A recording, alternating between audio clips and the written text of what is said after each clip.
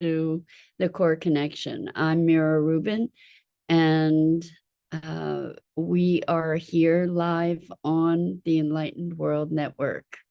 So today's topic is faulty foundations, and it should be an interesting conversation. We operate under certain assumptions individually and culturally, and these unexamined assumptions uh, are treated like they're truth, and we often don't question them. So we're going to have the opportunity today to explore some of those assumptions and maybe ways that we might be able to make them visible so that we can experience greater freedom, greater autonomy, greater choice.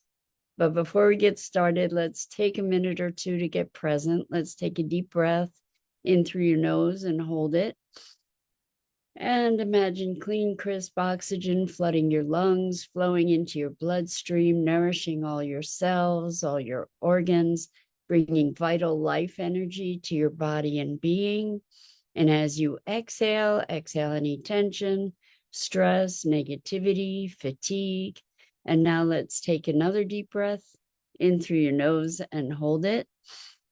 This time, imagine brilliant bright light, lighting you up from the inside out, illuminating, electrifying, and energizing all your cells, all your molecules, your electrons, creating a brilliant beam of light and energy from your heart out into the world.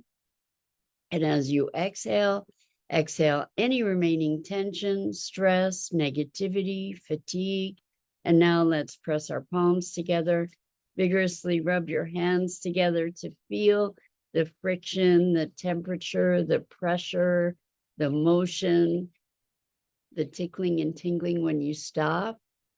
And allow all those sensations to bring you present right here, right now, into this remarkable physical form that enables us to experience life. Welcome, welcome, welcome. So, faulty foundations. I think that we get to look at some of the inherent prejudices. We've been talking about this lately, but some of the inherent prejudices of our culture that are so frequently unquestioned. So, a biggie is this notion of rationality and rationality reigning supreme over emotionality, like this polarity that's been created between rationality and emotionality. And it's typically identified with gender, although that's not really the case, right? So rationality is perceived generally as more masculine and is elevated, is considered superior to emotionality, which is considered feminine or a female, more of a female trait.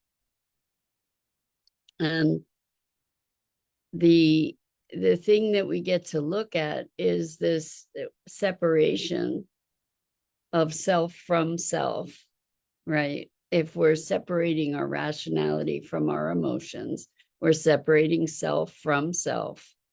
And we also get to look at the notion that there is such a thing as rationality, which we don't seem to question. You know, we argue rationality versus emotionality, but we don't really question the notion that rationality may not even exist.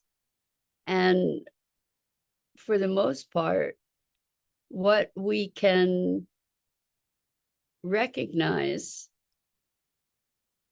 is that we make a determination, we make a decision about something we want, or we have a pull towards something, and then we work to justify that, to argue it. We've talked about that this week. But the thing is that those decisions aren't driven by this pure reason. And the thing is that I was just hearing someone talking about how their feelings guided them to know what's right. And that's really true, that without feeling into our decisions, without feeling into our experience, we don't have, we're kind of cutting ourselves off from a deeper knowing, a deeper awareness that can help to, or that does really act as sort of a North Star to allow us to have a sense of what's right and what's wrong. We feel it. It's funny, even I don't know if you've had the treat of seeing some of the videos on YouTube or TikTok or Instagram of dogs that have like ripped up something in the house, and somebody comes home and the dog is just cringing and knows that it has done something that it wasn't supposed to do, and it's got feelings, and this is without anybody hollering at them, but just saying, who did that? Did you do that? And they just sort of cringe away because they know, they have the feeling, there's a shame or embarrassment or fear or some kind of something going on over there, that they know that they did something they weren't supposed to do. So, and it's not necessarily the fear of consequences either. They're not getting beat up or hurt in any way, so, or threatened even. So this notion that rationality exists is a really important foundational falsehood, faulty foundation that we really need to look at, because we use rationality to justify so many things. And I have to talk about science, because science really is people trying to understand how things work. And what somehow we made a transition to say that science is not exploration and working hypotheses, but somehow science is fact. This is fact. And the scientific method is the only method that can access truth, right? But how, when we stand back, can we revere a scientific method as truth, or as the only valid measure of reality, if it doesn't account for all of reality, if it doesn't account for human experience, if it doesn't account for things that we don't have an explanation for, like psychic phenomena or out-of-body experiences, or near-death experiences, or all kinds of other knowings. How can science be the be-all and end-all or the scientific method be the be all and end all if it has to discount a whole bunch of reality for its validity? And yet we treat it like a religion. We treat it like it is like it's just the way things are. And the irony is, I mean, it's just such silliness that we have bought this premise, hook, line, and sinker somehow, to say, well, if you can't prove it, it doesn't exist. When, for instance, with the mystical traditions and such, we have eons of history of experiences that people have had throughout time. So how valid can a science be that doesn't account for that, right? But that's like it's a crazy hypnosis that we have fallen under, not to invalidate the discoveries of science at all, but to be holding them in a very different way, to be holding them as we're just trying to figure things out. We're just trying to understand this. And the interesting thing is that so often the way that we go about trying to understand things is by dissecting them. So, to try and understand a living creature by dissecting it kills it, right? So there's something missing. It's kind of like when you talk about when you can identify the position of a particle, then you can't any longer identify its velocity. It's like if you're trying to understand a living system and you kill it to be able to understand it, there's something wrong with that picture, right? So faulty foundations. This notion of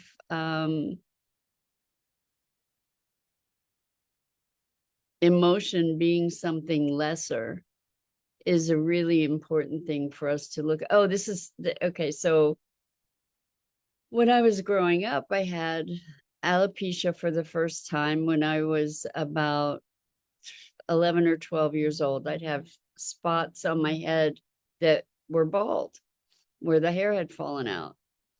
And at the time, it was called alopecia nervosa. And I was told it was psychosomatic. So what does psychosomatic mean? It means sort of body and spirit, right?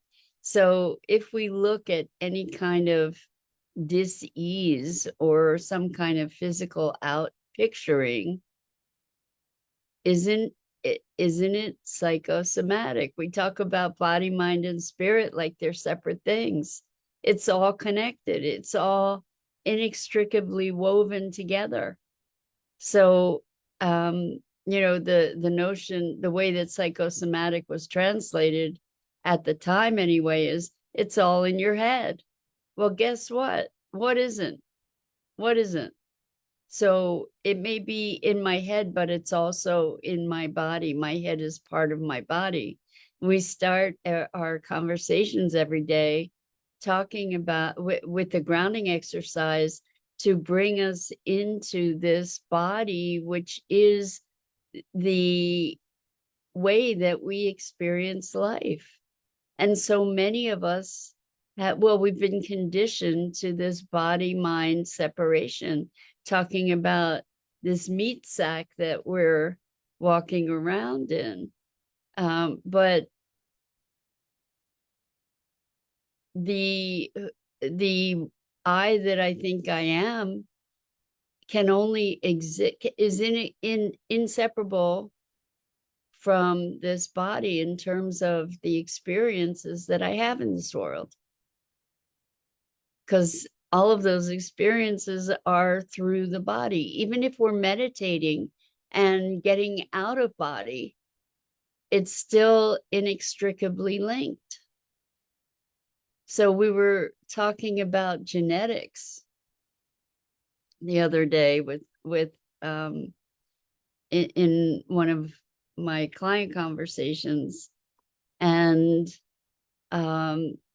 what was really fascinating, because we're so conditioned and programmed to dismiss the unexplainable as woo woo and to denigrate it and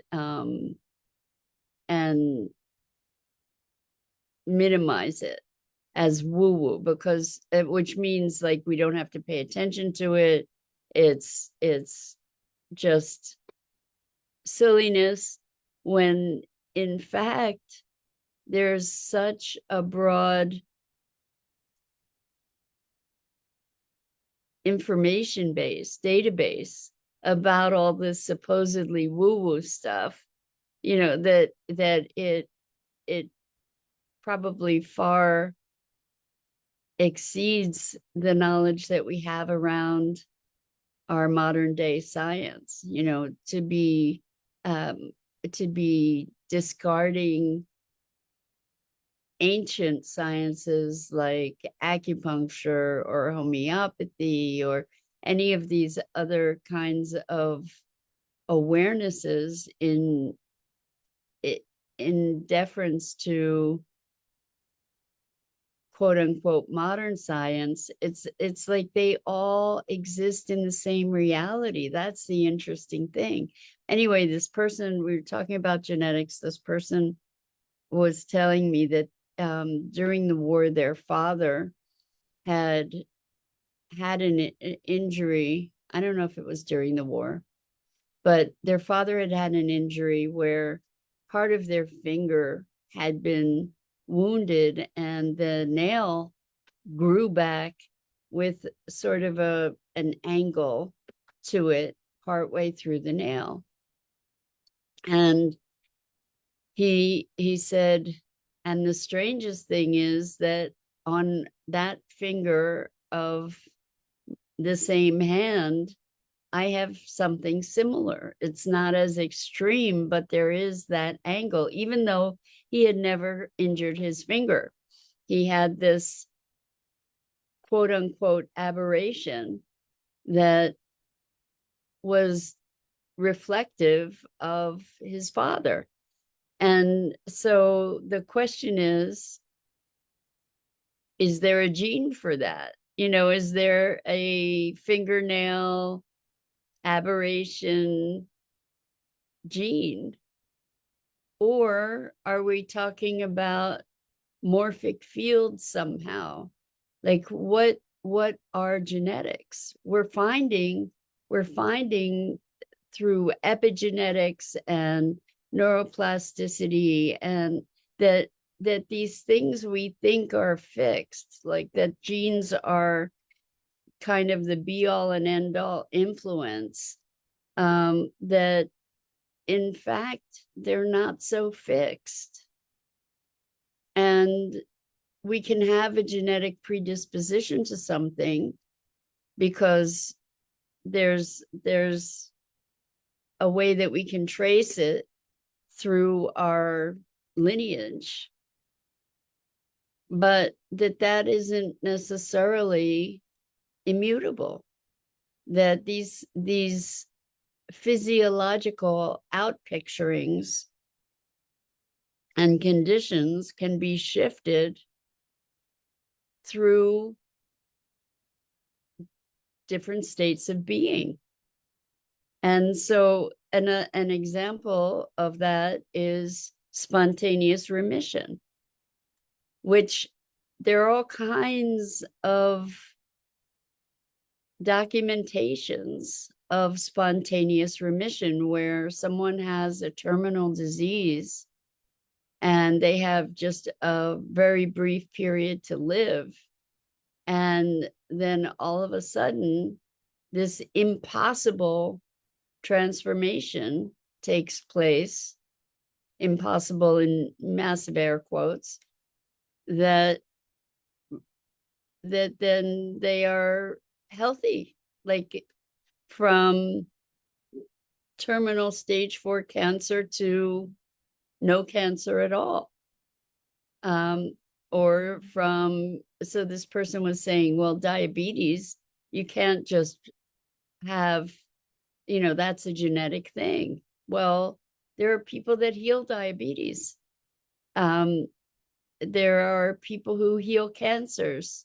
There are people who heal all kinds of other conditions that supposedly are unhealable. And what is it that makes that happen? We've all heard of the placebo effect, right? And the placebo effect is saying that because you believe that something is going to work, it works. And the placebo effect is often used in a very dismissive way to say, oh, well, that's just the placebo effect. But it occurs to me like that is the effect. That is what is healing us ultimately, whatever it is that is at the heart of the placebo effect is what is creating our physiological transformations. And also our emotional transformations. So when there's belief, there's a very, very different energy, a very, very different experience of reality. And we operate differently and our physiology changes. We all know that our physiology changes when we are joyful or when we're angry or when we're full of sorrow. Our physiology changes. And so it's just so funny to me. Like now we all recognize the impact of stress on health, that there is a direct correlation between high stress and dis-ease. We know this now, right? But in the past, and even still, people have all these weird kinds of symptoms and the doctors don't know what to do about it or what it is. And so the doctors will say, well, it's all in your head. Well, what does that mean? What does that really mean? And I think, for instance, if we were to be like, we have the assumption, and this is the assumption largely at the foundation of Western medicine, is that the body is a mechanical system and a mechanical chemical kind of system. And we can just correct it by reorienting the mechanics or shifting the chemistry through pharmaceuticals, for example, even though there are all kinds of side effects from the pharmaceuticals. And we don't necessarily take into account the mental and emotional components of health. We treat conditions. And so the underlying assumption, false assumption, that I think we can obviously say, I mean, it's so silly to think that we live in a machine that we don't affect, or that we're not intimately, inextricably connected to. I mean, if you think about it, it's silly. Because if that's the case, who am I that's inhabiting the body? Right?